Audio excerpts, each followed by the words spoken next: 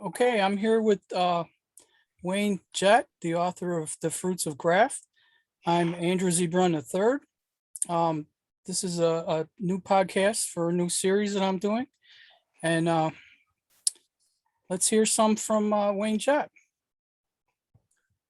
Well, I'm interested and pleased that you're interested in my work. And in my work, I refer to the research and writing that I did to prepare and create and publish my book, The Fruits of Graft.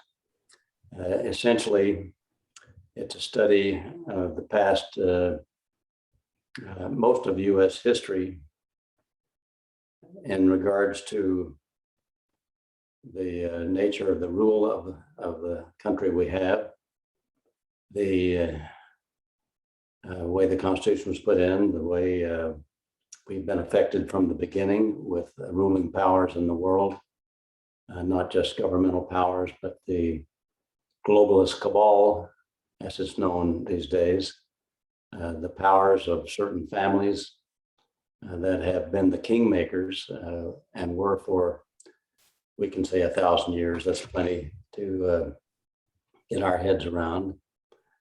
They've been essentially putting the kings on the throne and profiting from them, both in power and money, for 1,000 years, and then coming into the creation of the United States of America. Of course, we've been taught from childhood about our Constitution and our God-given rights, that the Constitution was amended to protect. The Constitution set up the government, but it didn't really put limitations on the government until 2 years later, 1789. The first 10 amendments, first 12 amendments, I believe, were passed at that time, and said these are the limitations upon which the government, even as instituted by our Constitution, cannot or is not permitted to infringe. And so it looked like we had it buttoned down fairly well there, but we've had some twists and turns and learning more about our history, much of it in just recent years, in which those limitations on government have been put in some question. Certainly, we've had that problem lately.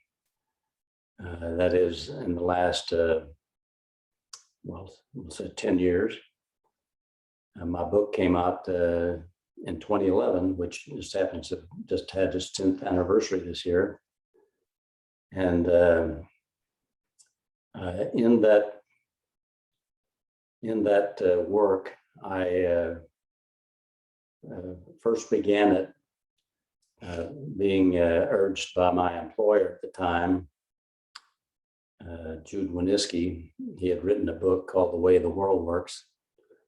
But when I told him that I was looking into the Great Depression and the items that I'd found, which obviously it appeared made it much worse, he immediately said I should write a book, which I really didn't want to do at all. I almost regarded it as a slap in the face, because we know that books don't earn you much money if you don't get publicity for them.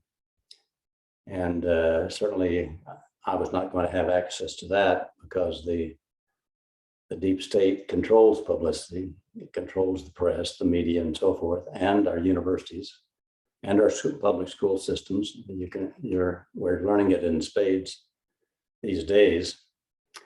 And so in any event, it wasn't very many months after that, unfortunately, that Jude passed away suddenly of a heart attack. He had just written and published an article about, we'll say, the Middle East wars, and he had been a long advocate or proponent that we had no business there, and that there were no weapons of mass destruction in Iraq and so forth.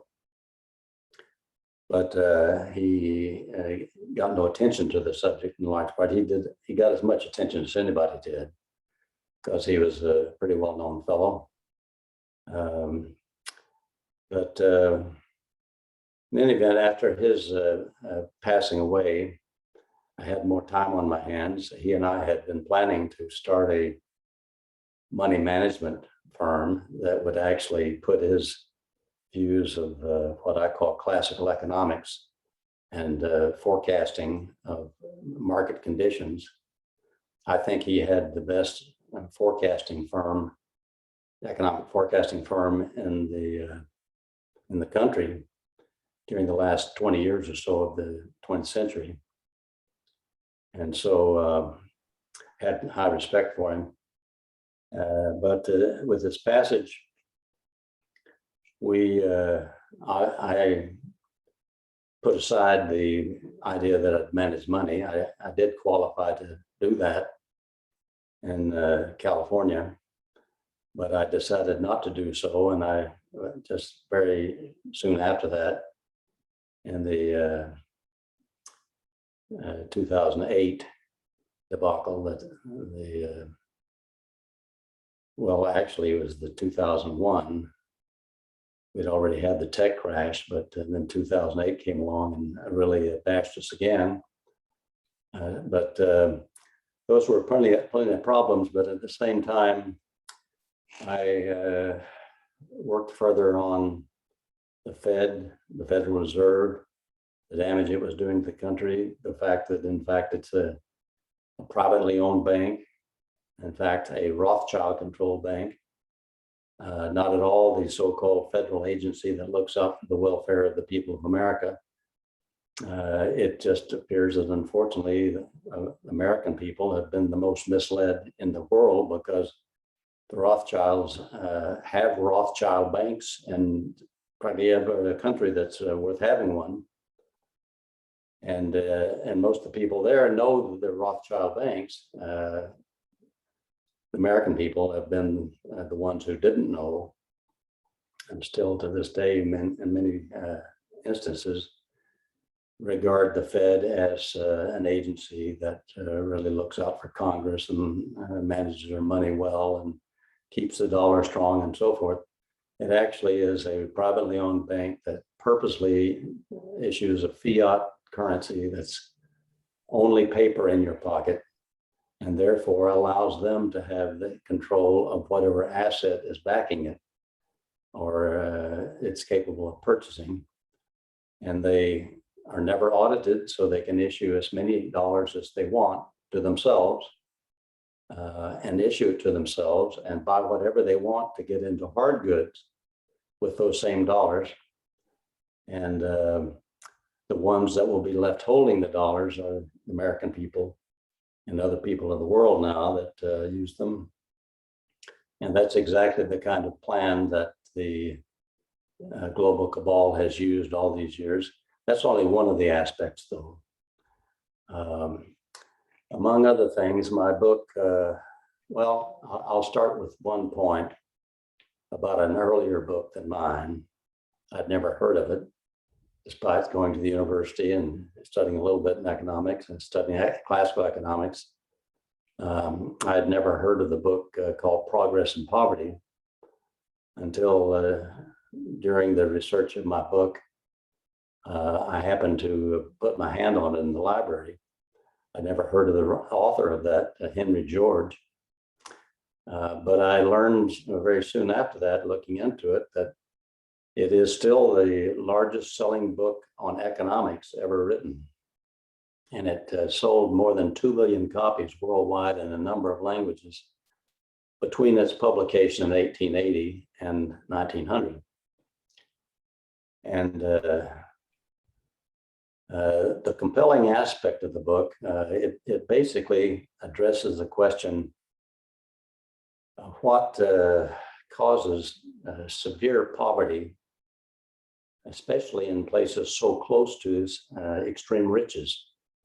And he got that question in his mind because He was a newspaperman from California. He went to New York City to set up a wire service office so he could get wired news to his readers out west. And he saw Wall Street and he saw the slums and so forth, and he just got in his mind. And then that was in the 1860s that he was back there. And in the following decade, 1870s, was the worst and longest depression, certainly to that time, that the U.S. had ever had. It's still supposedly the longest contraction. That's what Milton Friedman said about it. And he called it a great deflation, but he didn't address what caused it. It was caused, clearly in my mind, that in 1871 or 72, Congress passed a law saying that in 1879, the dollar would return to its pre-war value, in other words, price of gold, of $20.67. And that meant that it was going to have to lose or gain more than 50% of its value to do that. And of course, that is a great deflation. That means it has the effect on people producing goods and selling them, that they have to reduce their prices after they've produced them in order to sell. And so they had to keep repricing and going out of business, bankruptcy, all during that period. But it should have been completely obvious to Milton Friedman in his great book, 1960, A Monetary History of the United States, that that was the case. But he explained how deep and how severe it was and never described the cause. To me, it meant that he had been kept away from that by the publisher. And so we get to the 1880 book then by Henry George.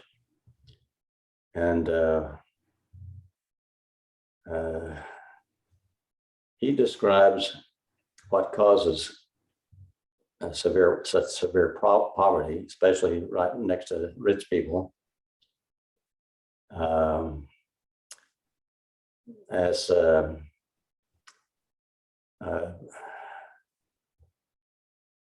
number one, he explains, I should say, what doesn't cause it, which is all of the things that the academicians assign to it.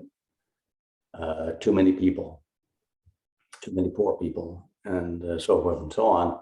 He went through all of those and explained why they were wrong. Makes a tremendous explanation for each one of them. The book is so well written, I could hardly imagine this could not be a newspaper man writing it. I mean, it's just so well written, so well reasoned.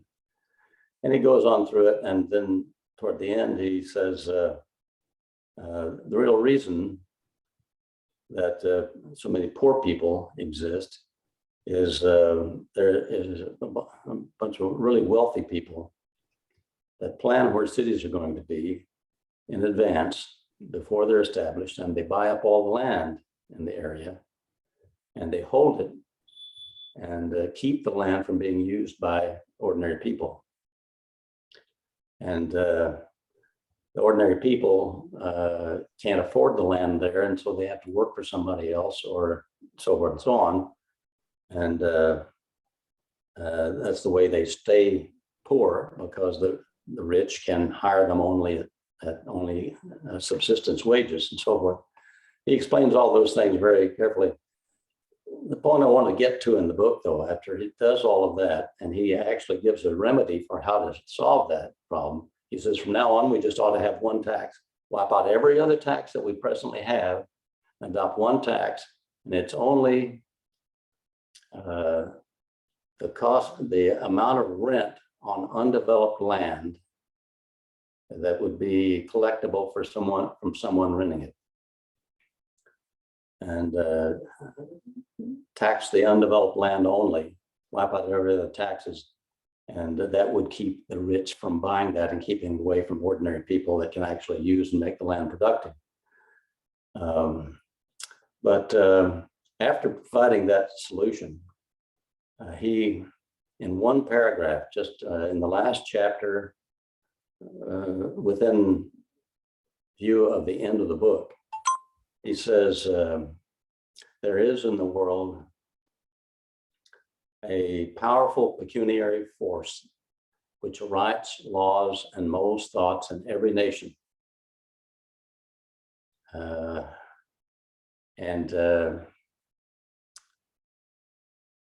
It is that force that controls the governments of each nation.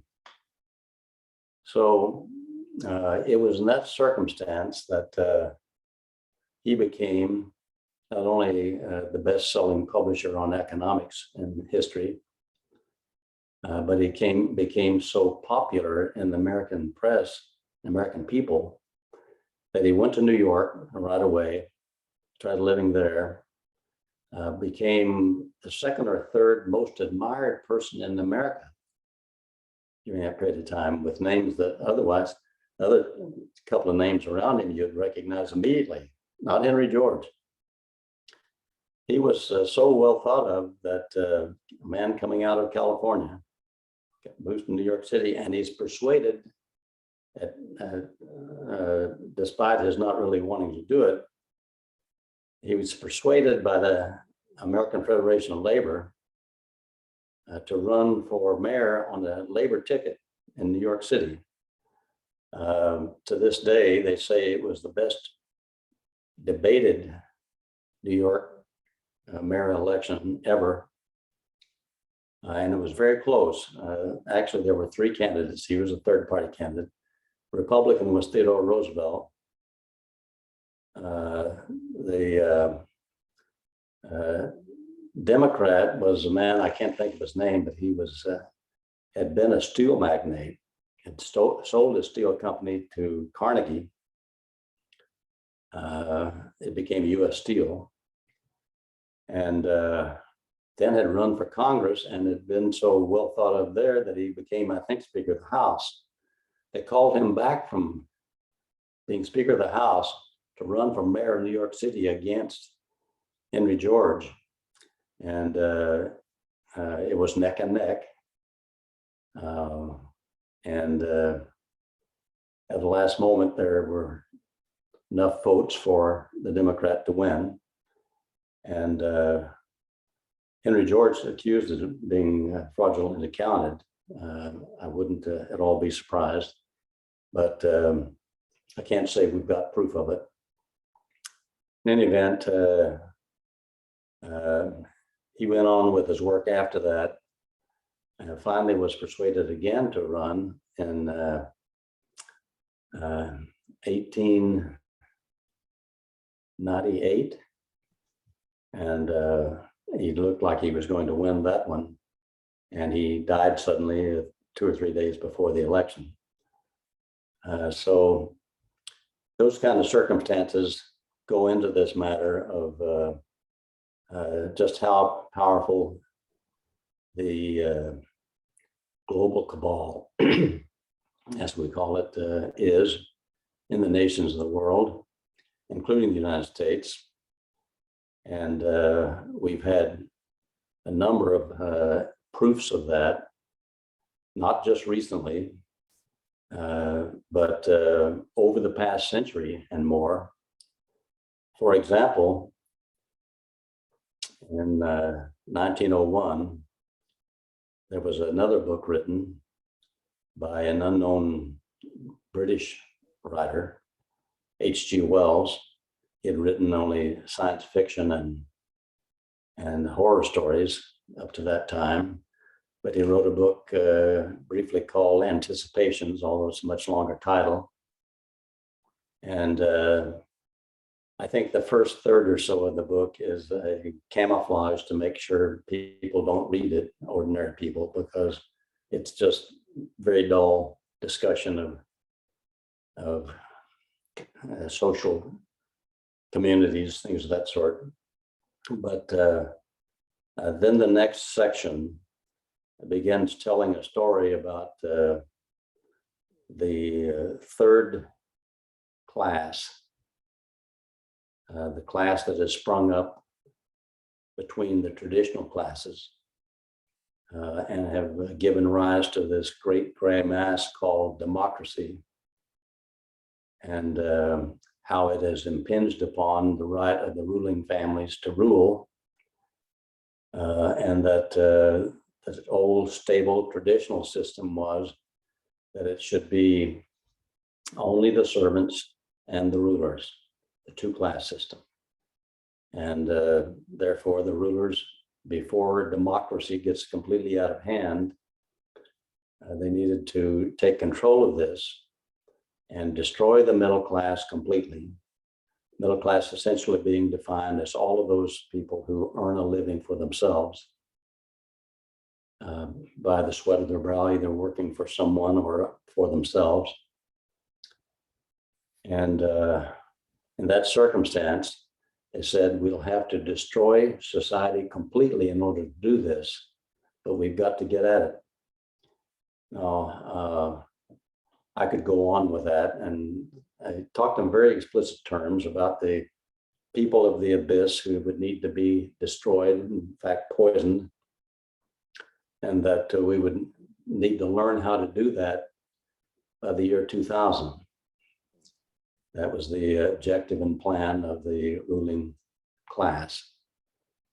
And of course, having written that book, he became immediately a celebrity intellectually worldwide, not for any declared reason of that content, but he was invited, among other places, to the White House by Theodore Roosevelt, who became president at that time due to the assassination of the president, with him on the ticket as vice president. Yeah, in Buffalo. I live near Buffalo. Mm-hmm. And you can see the circumstances leading us to that, and the experimentation they said they would need to make with wars, and what's the most effective way of reducing the population. And they had some ideas discussed in that. When H.G. Wells came out of that reception, and by the way, he was escorted there by one of the intellectuals of New York City, the woman who was the founder of Planned Parenthood.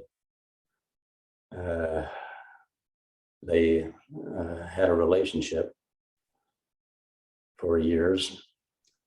And in any event, he came out of that meeting, H.G. Wells did, and called Theodore Roosevelt the human demigod of whom I have dreamed.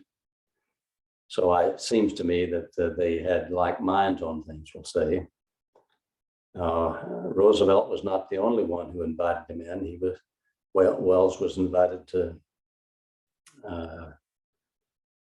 visit with Stalin multiple times.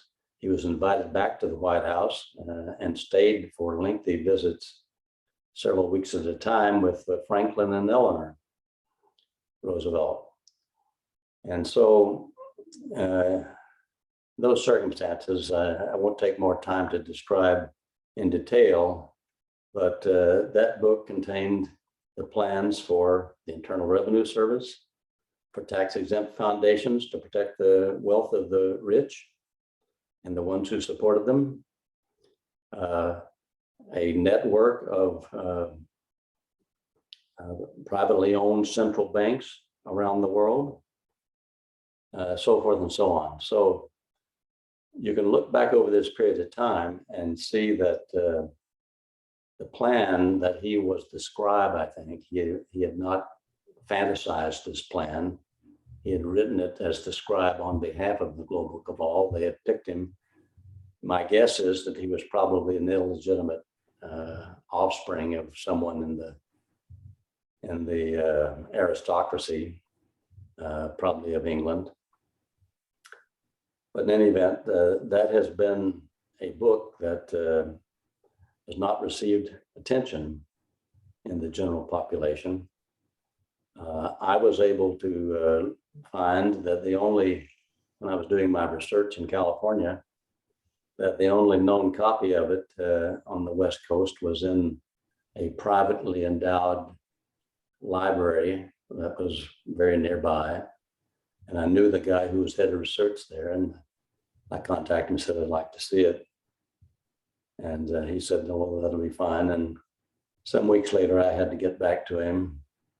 And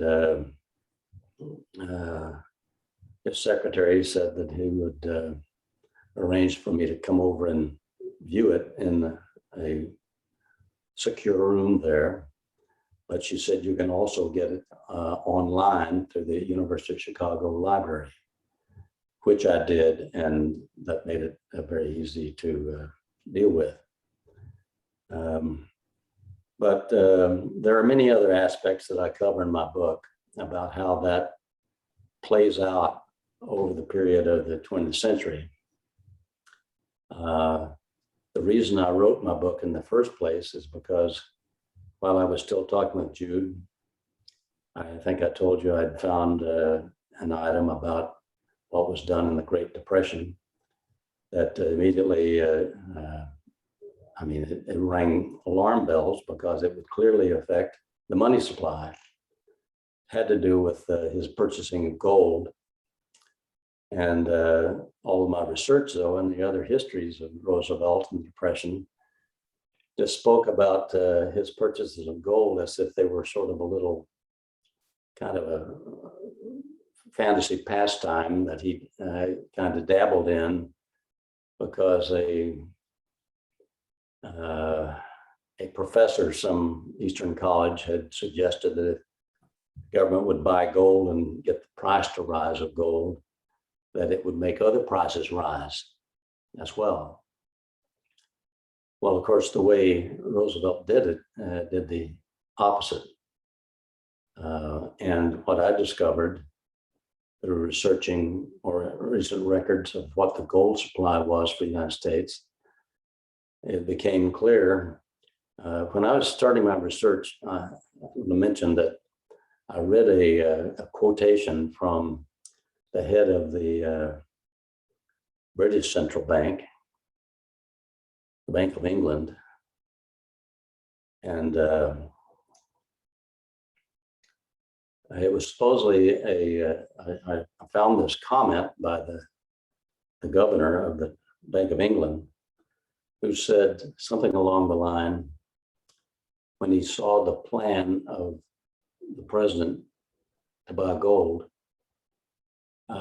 his published remark was, usually a very closed-mouthed guy, oh, this is the worst news yet. The entire world will be bankrupted. And I thought, boy, how could that be, buying a little bit of gold? Well, he must have known in that communication that the real plan was to buy so much that it would buy all the gold from the other nations of the world, because they were being put into depression. They would have to sell their gold in order to support their populations. But on the other hand, Roosevelt did the opposite. He took the money out of our economy, starved the people to death in America, and used the money secretly to buy gold. And he did so in proportions that are just absolutely astonishing. Up through 1930, which includes the first 30 years of the 20th century, which were prosperous years, including the 20s, prosperous all the way down to 29 with strong economic growth, which meant we were selling more assets abroad and getting currency coming in and building up our gold. So we had built up our gold supply right up to at least up through 29. But we get to Roosevelt's administration beginning the first 33. During all of the period of 1930, we had accumulated something over 6,000 metric tons of gold. from all of our trade and gold purchases and so forth. In the first 2 years of his administration, he increased the amount of gold, far from selling it to feed the people. He increased our store of gold by about 47% in 2 years. So almost a 50% increase in our gold storage, our gold treasure, during years in which people were literally starving to death in America. But that is only the narrow beginning of it. And part of those first 2 years was when he ordered that all the gold coins be turned in to the government, and for the exchange rate for which was paid for them at $20.67 an ounce. $20 gold piece was $20, but it was at the rate of $20.67. He took all the gold in from the people who had tried to protect what savings they had when they had to close their businesses and liquidate and raise whatever money they could. They got $20, had to pay $20.67 for it. We're storing it, had it 2 or 3 or 4 years until he confiscated it. And then all they got was the same they paid for it. They got no protection whatsoever for the inflation that he was putting on them. He immediately after he got the gold in, he then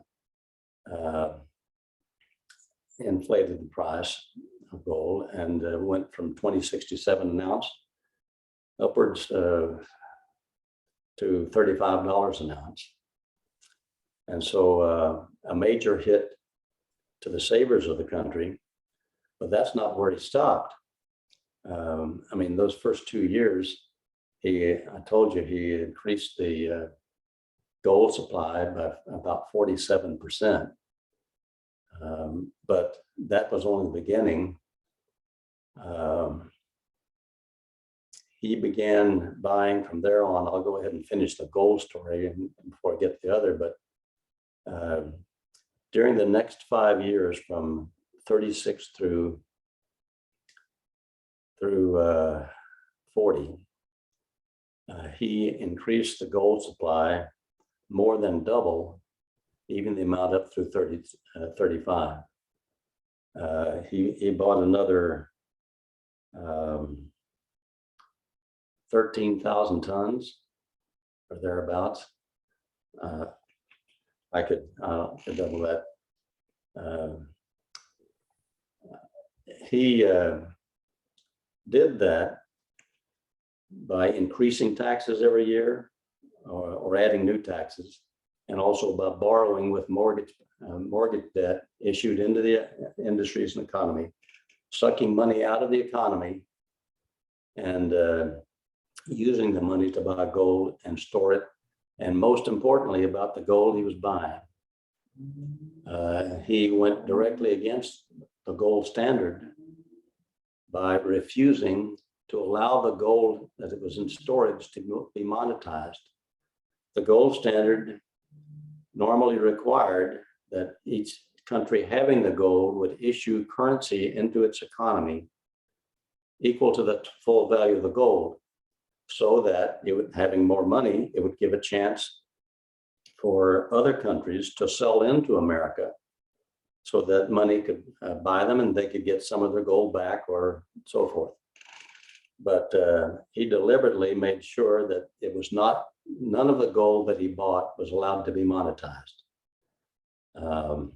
He even went to the extent that 1937, I believe, he got wind, somebody tipped him that the Treasury, probably the Treasury Secretary, who was one of his cohorts from the Hudson Valley, son of a wealthy magnate, real estate magnate in New York City.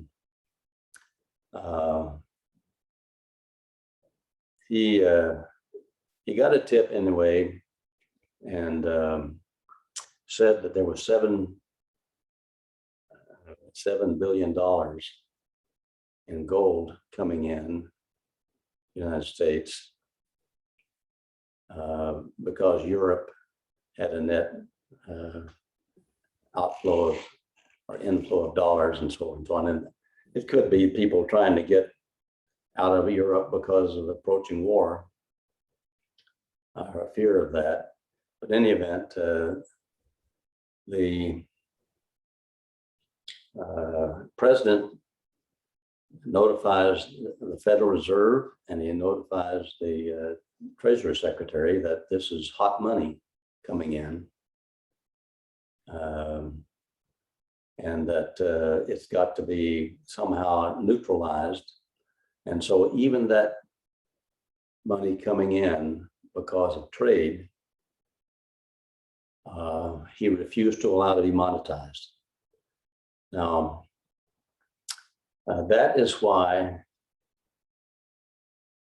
you could buy a loaf of bread for 2 cents. You could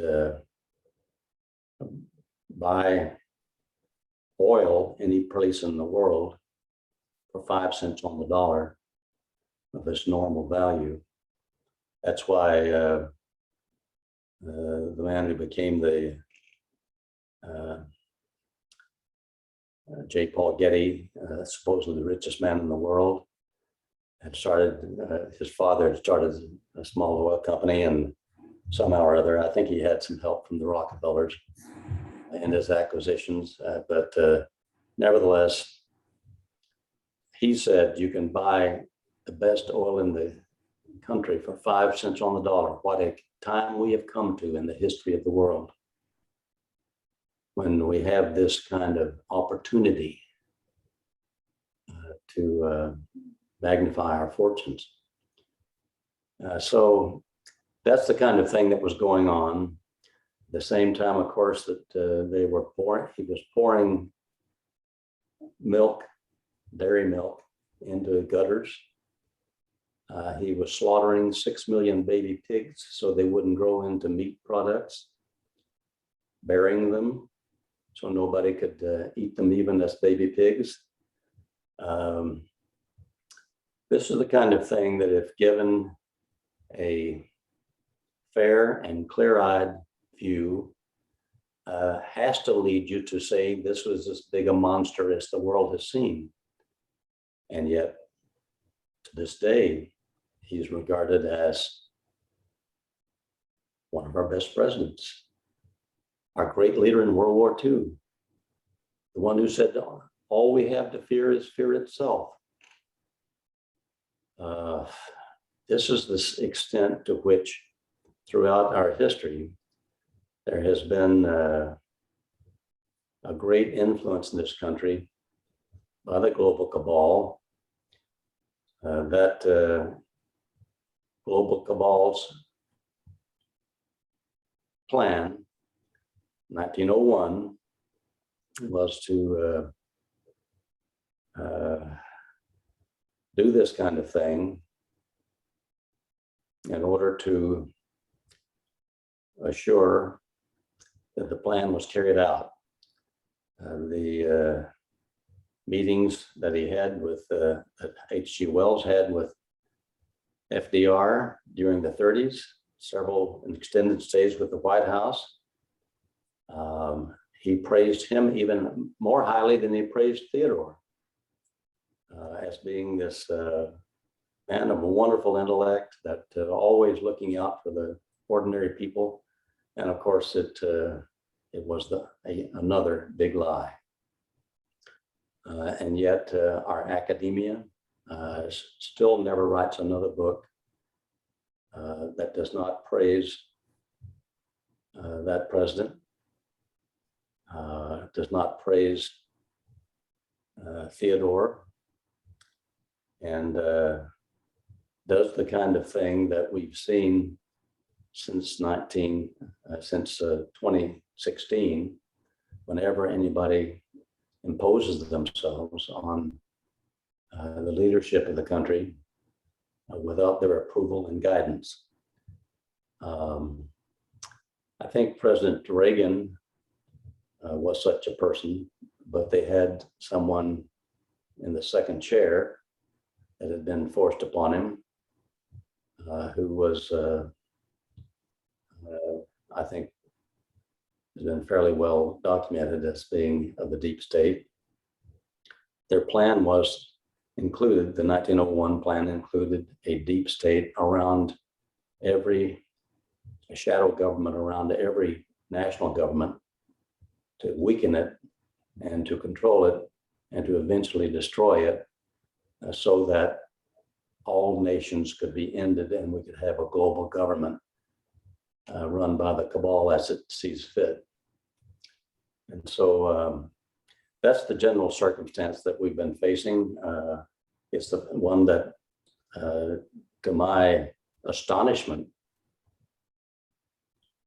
began coming into being 5 years after my book was published. And it was almost too good to be true, but I'm certainly tremendously grateful that we appear to have that opportunity to escape and avoid the final solution for the deplorables that some had in mind and still have in mind. But we are certainly at a tipping point of the success of the plan to overthrow the global cabal.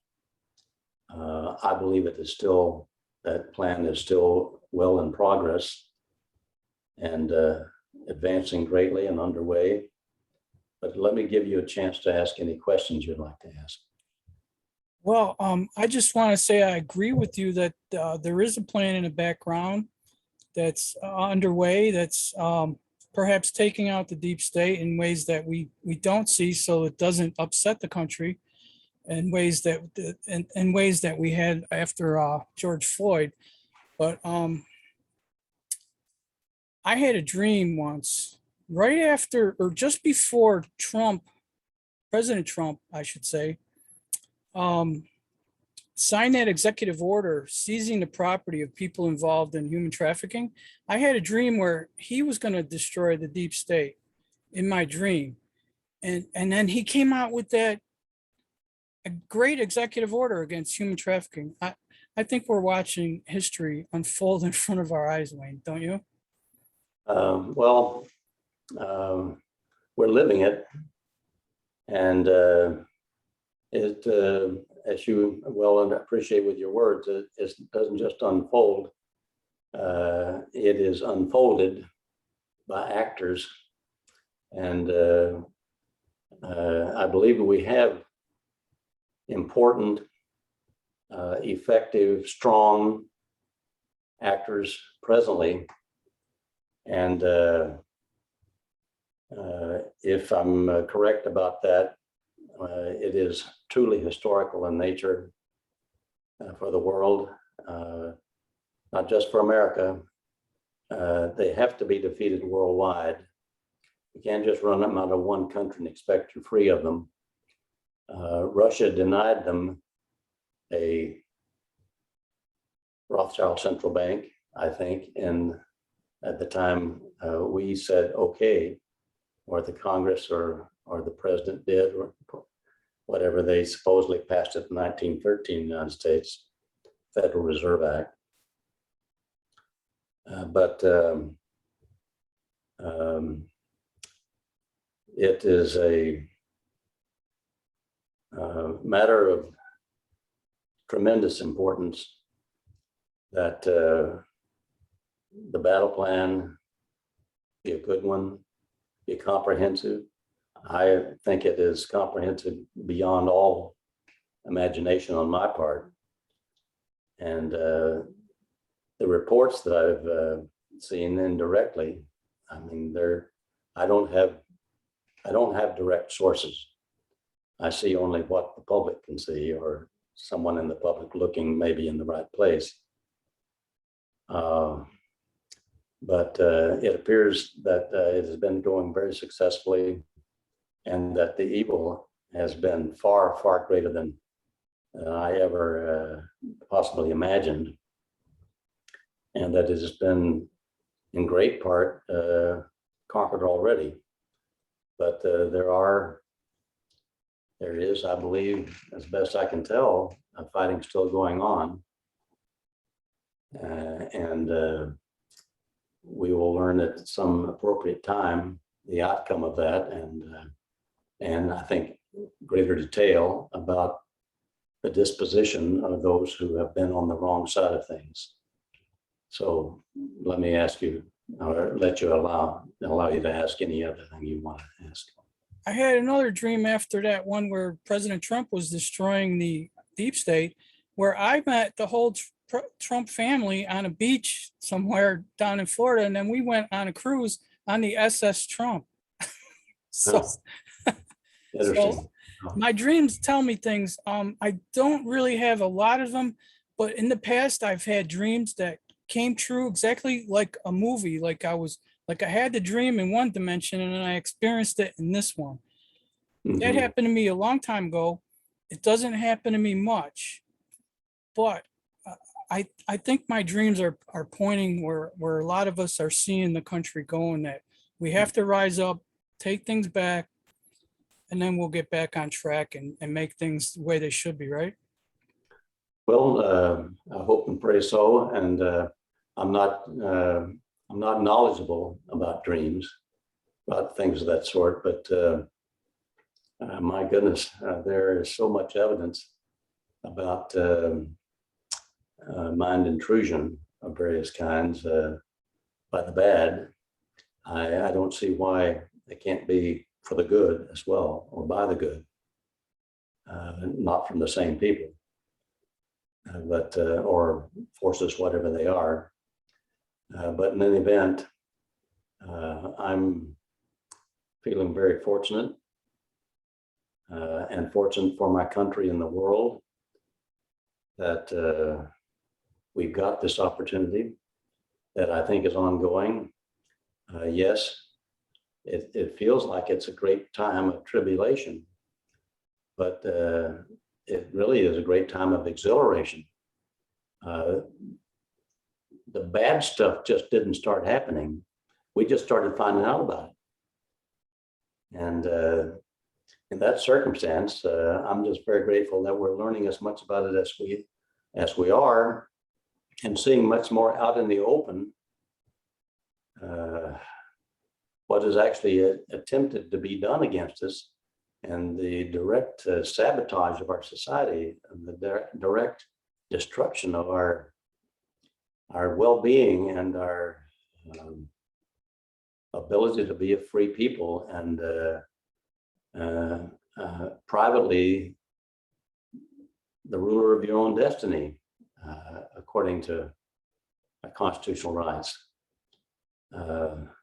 We see now the great threat to that. We see more of what has been the threat to it, and the destruction of it in so many cases in the past, the cause of wars, the cause of so many deaths, the cause of disease. And if we can rid ourselves of those intentional causes, it's a tremendously improved future for our offspring, our children, ourselves. And so let's get on with it. Let's keep up the fight and see whether we can't make a real difference. Yeah, we're learning more all the time. I just found out yesterday that polio was caused by poisoning, like DDT and stuff like that. So they came up with polio vaccines like they're doing today, So, well, I thank you for your time, Wayne. I'm going to put a link to your book down in the show notes so people can get more familiar with your work. And I think your work is one of the ways that will wake people up the most, because that's something that's in their back pocket, Well, thank you very much. I would say that my website, classicalcapital.com, is the best place to buy it. That is, it's the lowest price, $28, which includes media shipping in the U.S. to U.S. addresses. Those in other countries need to be sure to pick the right tab. And some of them actually mail delivery is not even available presently because of the societal unrest, you might say. Australia has been interrupted from regular priority mail from the US. In any event, thank you very much for inviting me and for your interest, and I'd be glad to have your listeners as interested in the subject, and if they wish, buyers of my book. Okay, thanks a lot, Wayne. I would say you'll see it on my website if you look on the buy book page, but my book was named by Robert David Steele. May he rest in peace. He just died on one of those hospital visits that he attempted very strongly to avoid. But he picked it as number 6 on his all-time list, awarded 7 stars. Only 25 books that he reviewed, over 2,000 of them, got 7 stars. Mine's number 6 among those 25 as life-changing, transformative books.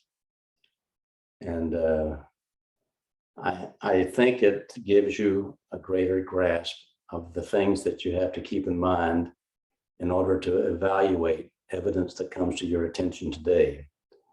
I think it gives you a greater capability of making good decisions and being suspicious in the right places. And that is basically why I'm offering myself to interviews, to let as much information out as possible. The research that I did, 6 years of it for my book. Okay, thanks again, Wayne. Thank you. Glad to be here. Okay, bye-bye.